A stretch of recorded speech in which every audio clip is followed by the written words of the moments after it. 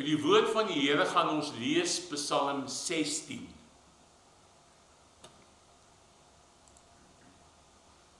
Een miktaam van Dawid. Beskerm my, o God, want by U skuil ek. Ek het vir die Here gesê, U is my Heer, buiten U is daar vir my niks goeds nie. Wat die heiliges in die land betref, ja die magtiges, by wie ek al my vreugde gevind het. Wie hulle na ander gode haas, vererger hulle smart. Ek sal nie hulle drankoffers van bloed uitgiet nie, en ek sal nie hulle name op my lippe neem nie. Here, my erfdeel, my beker, U bepaal my lot. Die meetsnoere het vir my in lieflike plekke geval. Ja, my erfenis is vir my mooi.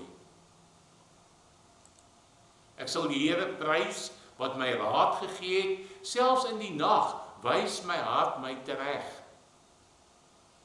Ek hou die Here altyd voor oë, omdat hy aan my regterkant is, sal ek nie struikel nie. Daarom is my hart bly en juig my binneste, ja my liggaam bly veilig, want U sal my lewe nie aan die dodery oorlewer nie. U sal nie toelaat dat U getroue volgeling die graf sien nie. U wys my die pad van die lewe, oorvloedige vreugde in U teenwoordigheid, lieflikhede in U regterhand vir altyd. Ons fokus met die oog op die preek en dit hele Psalm 16, maar besonder vers 2 en dan ook 5 en 6 en ons gaan hiermee saam Heidelbergse Katekismes Sondag 1 behandel. Psalm 16 vers 2, ek het vir die Here gesê, U is my Heer, buiten U is daar vir my niks goeds nie. Dan vers 5 en 6, Here, my erfdeel, my beker, U bepaal my lot. Die meetsnoere het vir my in lieflike plekke geval. Ja, my erfenis is vir my mooi. Hiermee saam gaan ek dan ook net Heidelbergse Katekismes Sondag 1 voorlees. Vraag 1, wat is jou enigste troos in lewe en in sterwe? Antwoord, dat ek met liggaam en siel in lewe en in sterwe nie aan myself nie, maar my getroue verlosser Jesus Christus behoort. Hy het met sy kosbare bloed vir al my sondes ten volle betaal en my uit al die heerskappy van die duiwel verlos. Hy bewaar my op so wyse dat, sonder die wil van my hemelse Vader, geen haar van my kop kan val nie. Alles moet inderdaad tot my saligheid dien. Daarom verseker hy my ook deur sy Heilige Gees van die ewige lewe, en maak hy my van harte gewillig en bereid om voortaan vir hom te lewe. Vraag 2, hoeveel dinge moet jy weet om in hierdie troos salig te kan lewe en sterwe? Antwoord, 3 dinge. Ten eerste, hoe groot my sonde en ellende is. Ten tweede, hoe ek van my sonde en ellende verlos word. En ten derde, hoe ek God vir so verlossing dankbaar moet wees. Ons tema vir die preek is, ons erfenis is vir ons mooi.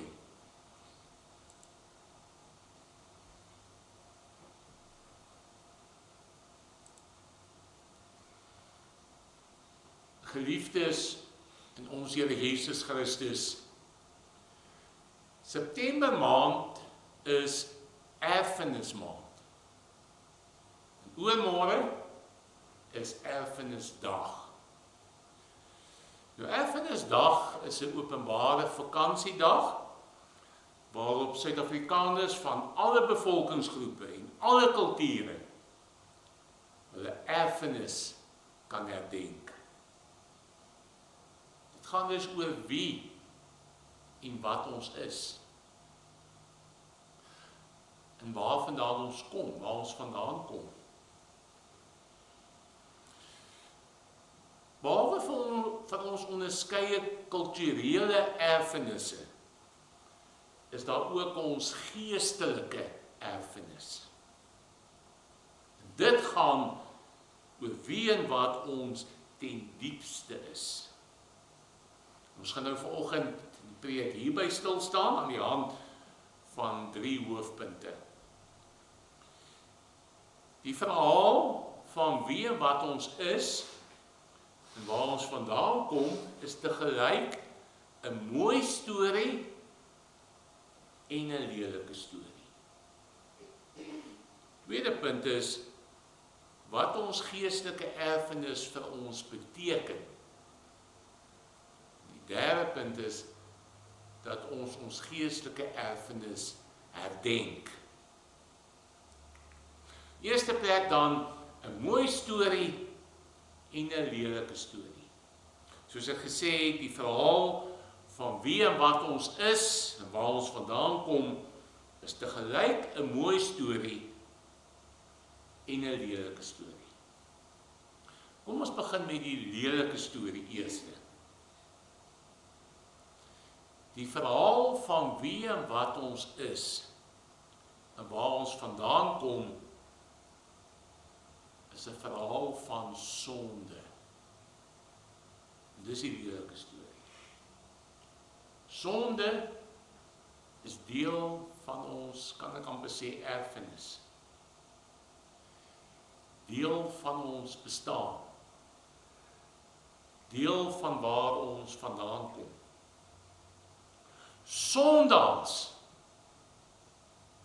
dit is deel van wie en wat ons is. Gebore met 'n sondige aard. Dit is waar ons vandaan kom. Maar kom ons kyk na die mooi storie. Die mooi storie is dat God in en deur Jesus Christus die lelike storie van wie en wat ons is en waar ons vandaan kom verander het. Kan sê hy die lelike storie uitgewis. Jesus Christus het die slegte gevolge van ons sonde weggeneem. Ons kan sê, Jesus Christus het die lelike storie oor wie en wat ons is en waar ons vandaan kom, deur sy bloed aan die kruis uitgevee. Hy het vir ons 'n nuwe identiteit gegee. Kan ons sê 'n nuwe erfenis. 'n Nuwe mooi storie oor wie en wat ons is en waar ons vandaan kom. Dit is soos wat daar in 2 Korintiërs 5 vers 17 geskryf staan. Daarom, as iemand in Christus is hy 'n nuwe skepping. Die ou dinge het verbygegaan. Kyk, hulle het nuut geword. Weet julle die kern van wie en wat ons is en waar ons vandaan kom, lê eintlik in wie sin ons is, aan wie ons behoort. Ons is God se. Ons behoort aan hom. Ons was Satan se, maar Jesus Christus het ons met sy kosbare bloed gekoop, sodat ons nou God se is. Dis die kern van ons erfenis, dat ons God se is, dat ons aan hom behoort. Hoe bely ons dit in vraag en antwoord 1 van die Heidelbergse Katekismus? Die vraag is, wat is die enigste troos in lewe en in sterwe? En dan is die antwoord, dat ek met liggaam en siel in lewe en in sterwe, nie aan myself nie, maar my getroue verlosser, Jesus Christus, behoort. Dis syne. Hy het met sy kosbare bloed vir al my sondes ten volle betaal en my uit al die heerskappy van die duiwel verlos. Hy bewaar my op so 'n wyse dat sonder die wil van my hemelse Vader geen haar van my kop kan val nie. Alles moet inderdaad op my saligheid dien. En daarom verseker hy my ook deur sy Heilige Gees van die ewige lewe, die maak my van harte gewillig en bereid om voortaan vir hom te lewe. En hierdie belydenis is al vir jare deel van ons kerklike geskiedenis. Dit is deel van dit waarin ons glo. Dit is deel van ons oortuigings wat oor baie eeue kom. Dit is deel van ons kerklike erfenis. As ons praat oor ons kerklike erfenis, het ons 'n baie belangrike deel daarvan. Kom ons kyk nou in die tweede plek na wat ons geestelike erfenis vir ons beteken. In Psalm 16 vers 2 staan daar, ek het vir die Here gesê, U is my Heer. Buiten U is daar vir my niks goeds nie. Die feit dat ons Godsin is, beteken dat hy ons Heer is. Hy is die een wat beheer het oor ons lewe. Hy is die een na wie ons moet luister. Ja, en dis deel van ons geestelike erfenis. Dat ons aan God, die Heer oor ons lewe, gehoorsaam is. Dit is wie en wat ons is. Verder is hy die een wat bepaal wat in ons lewe gebeur.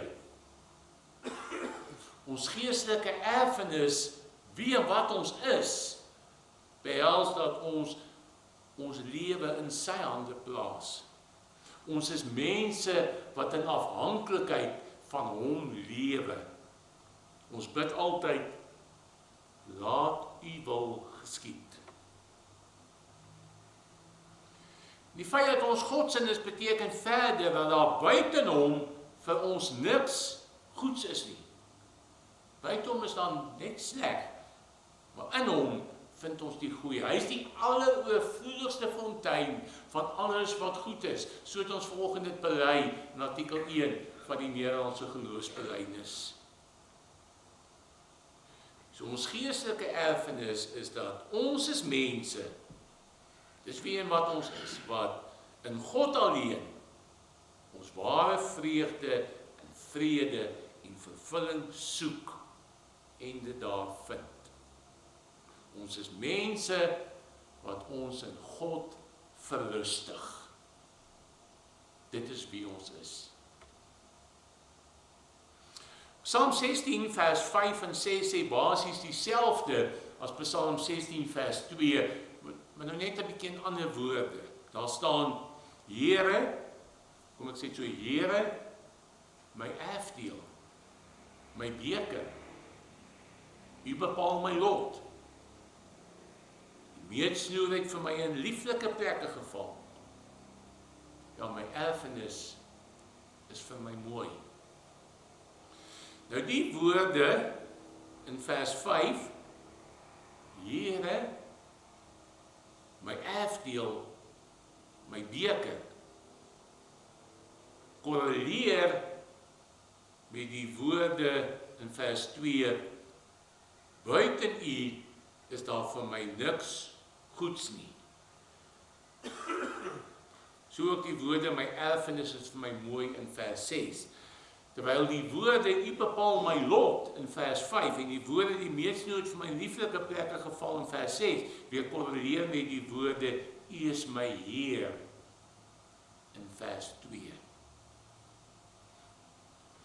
Wat betekent beteken die woorde? Here, my erfdeel, my beker, in vers 5.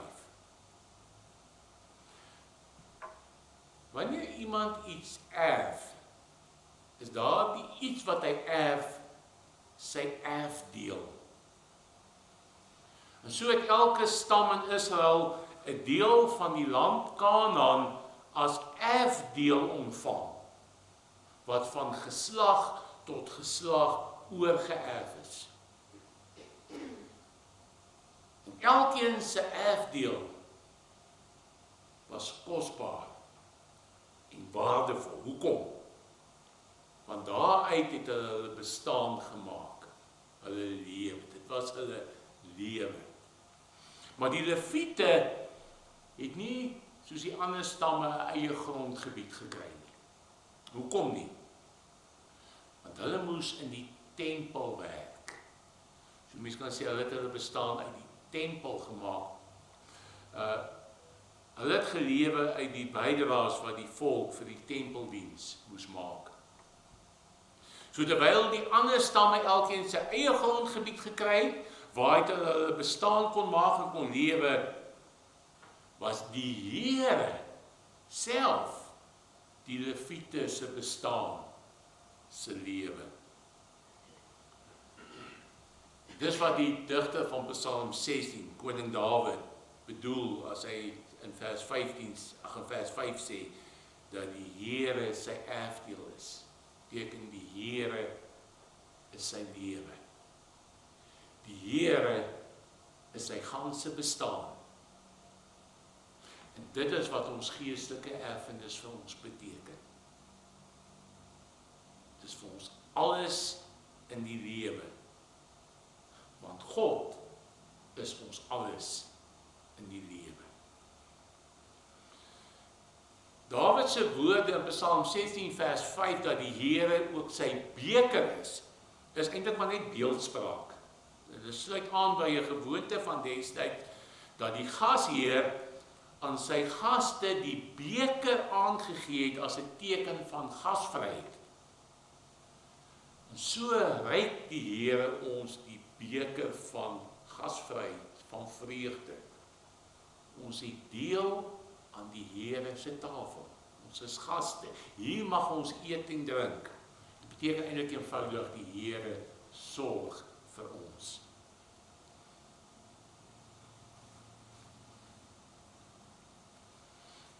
Nou omdat ons geestelike erfenis vir ons beteken dat God vir ons alles in die lewe is en dat hy vir ons sorg, kan ons saam met Dawid se woorde in vers 6 sê, ja, my erfenis is vir my mooi.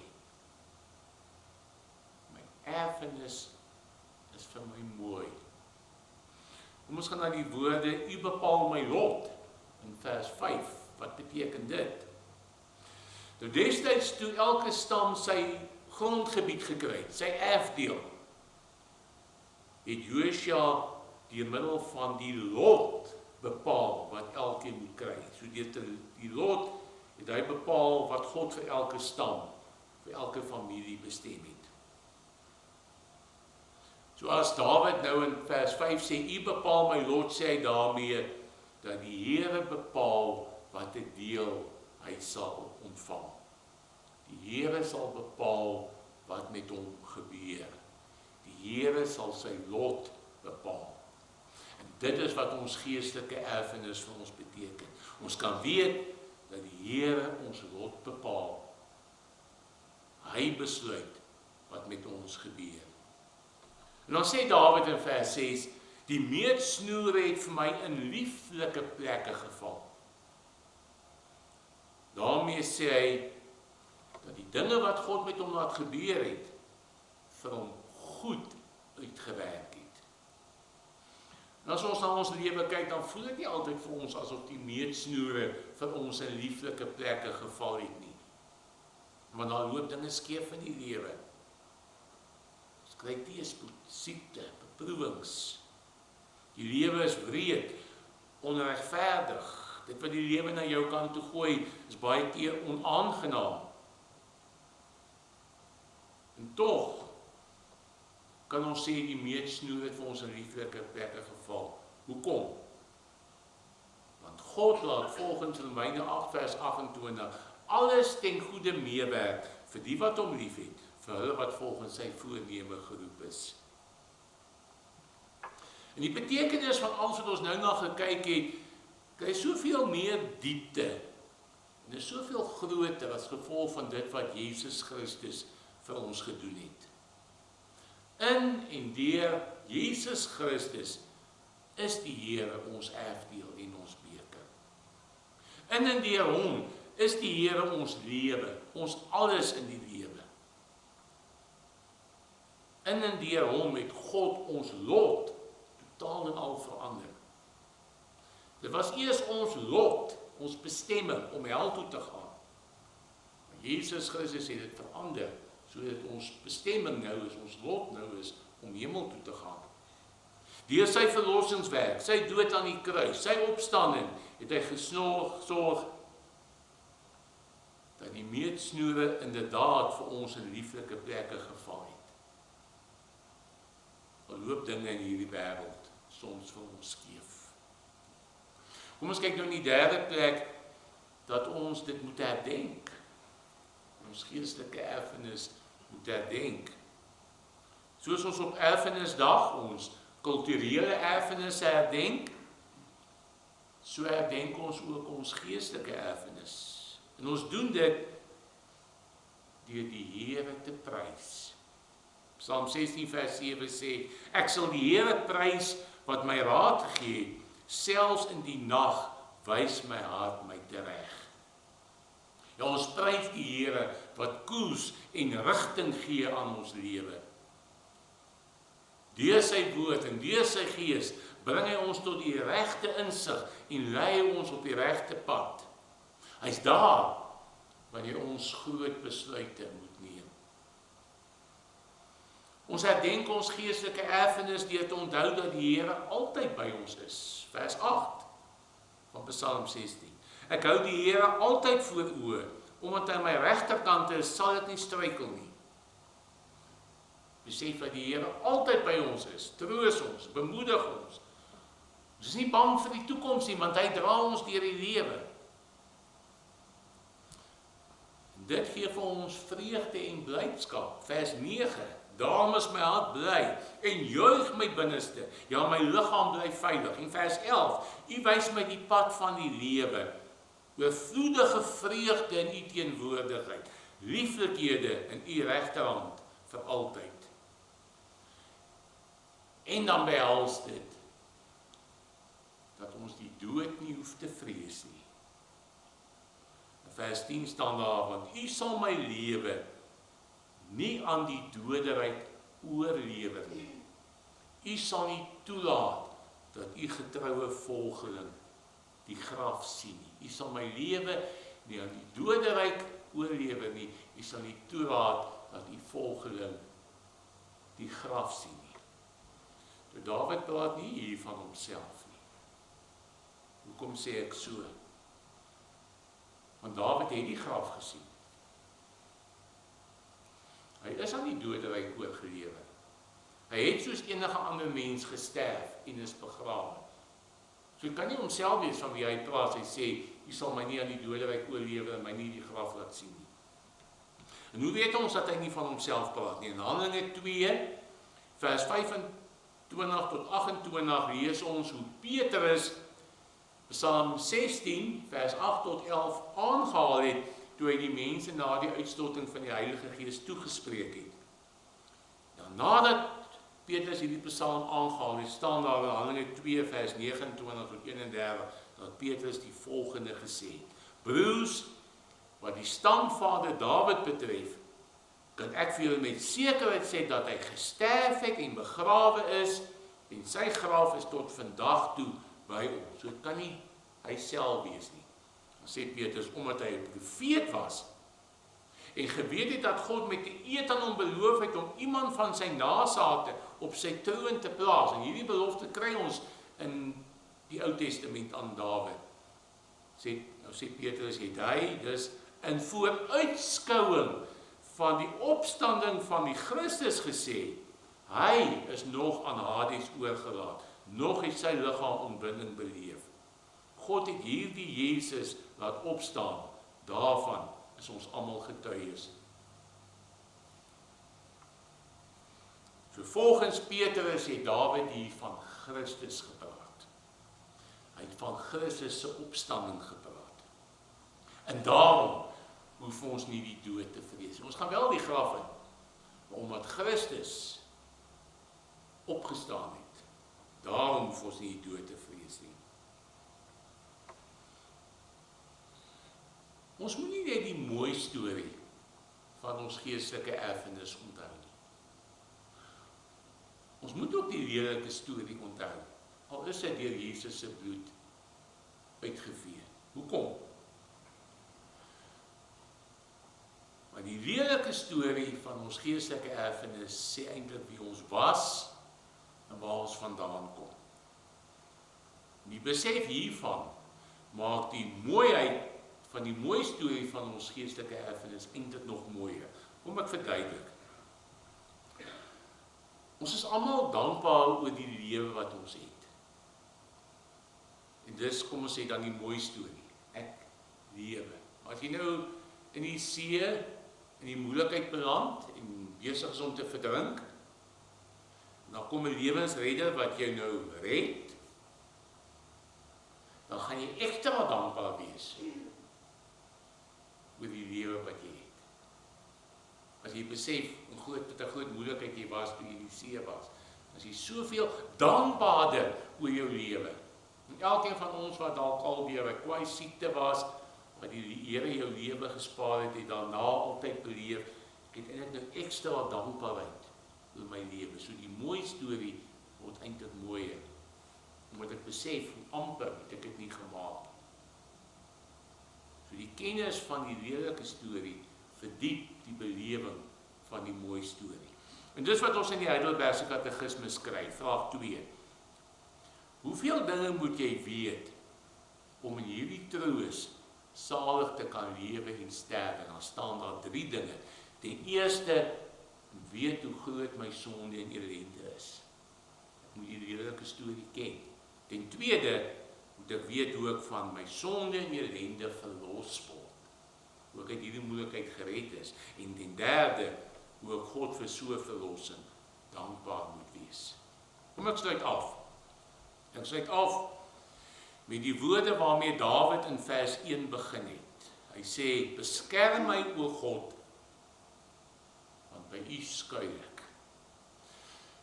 Nou die woorde kan verwys na die gevare wat hy beleef het. En Dawid het baie gevare beleef. Dink aan toe Saul hom doodmaak. Dan beteken hy bid dat God hom moet beskerm teen hierdie gevare. Maar hierdie woorde kan ook beteken dat God hom moet beskerm daarteen dat God nie meer vir hom kosbaar is nie. Dat hy ander gode aanbid, dat hy sy geestelike erfenis vergeet. Hoe dit ook al sê, mag God ons beskerm daarteen dat ons hom verlaat. Mag God ons daarteen beskerm dat ons vergeet hoe kosbaar hy vir ons is. Mag God ons daarteen beskerm om te vergeet waar ons vandaan kom. En wat hy van ons gemaak het. En hoe wonderlik ons nou in die hom is. Dat ons geestelike erfenis eintlik vir ons inhou.